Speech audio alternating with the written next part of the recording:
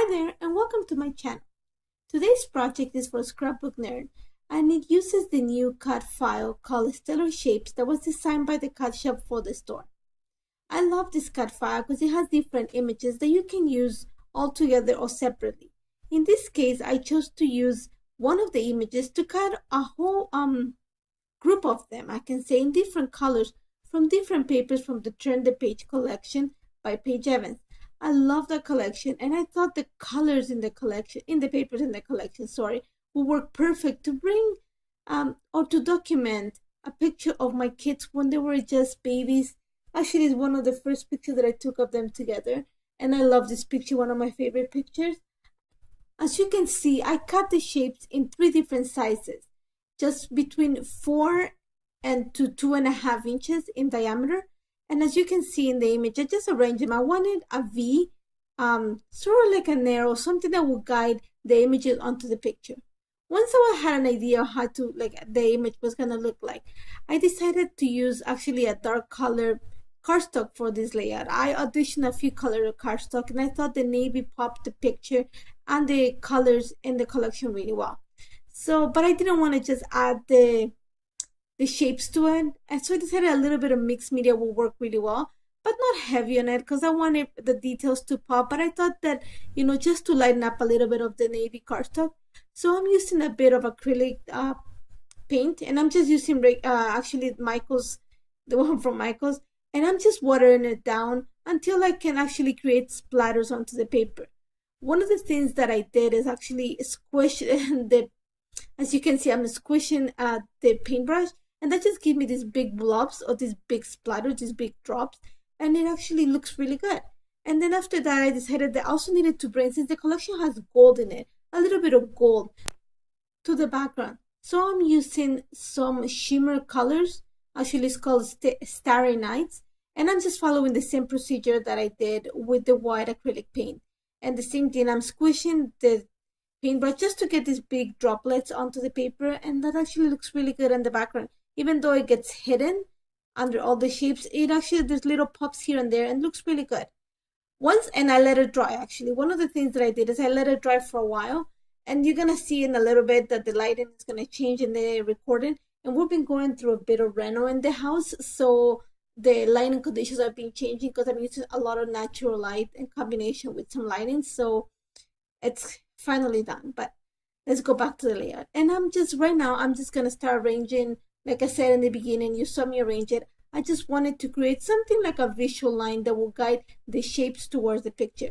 And I wanted at the same time to combine all the colors from the collection. So I'm using, I'm just alternating sizes and colors onto the page to form the V. I'm using just a little bit of glue to just in the middle of each of the shapes.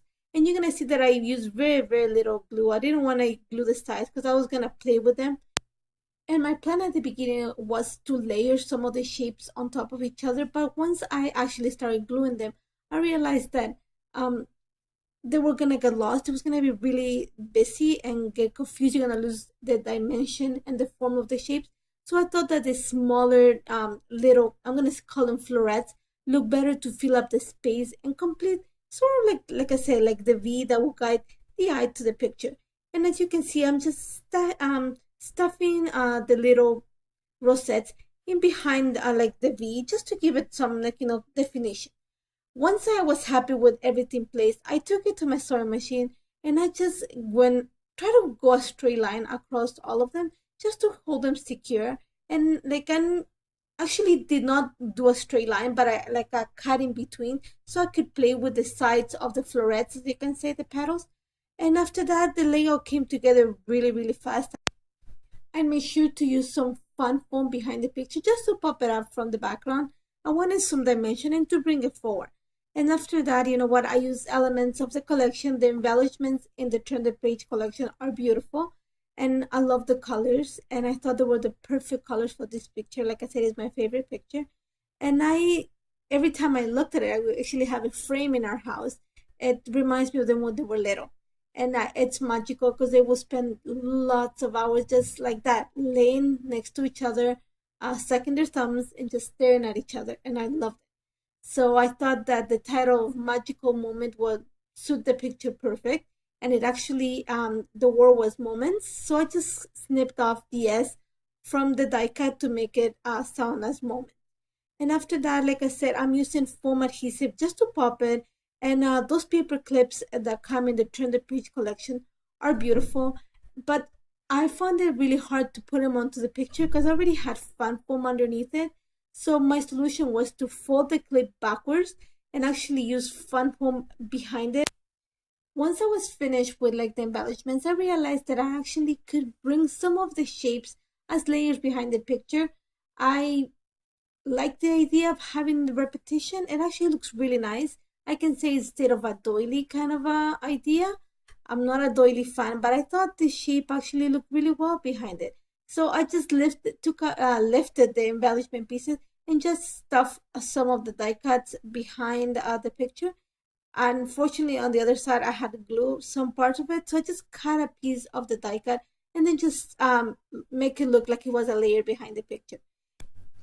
Now to create a visual triangle for this layout, and you know what, it was kind of busy. It's not busy. It's just there's a lot of definition on the florets, you can say. So there was like, nothing was popping out, and I'm not one to over embellish pages, but I thought that a small cluster would look really well at the top of the layout.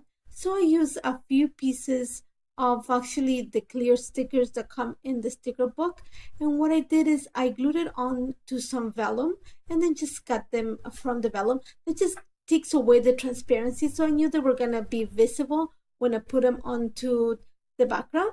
And I just used a piece of actually one of the wood veneers and some ephemera.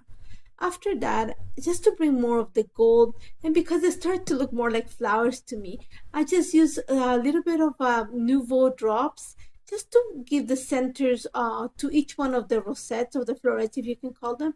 And I just start squishing a little bit and let it dry for a while. So I just let it there to sit.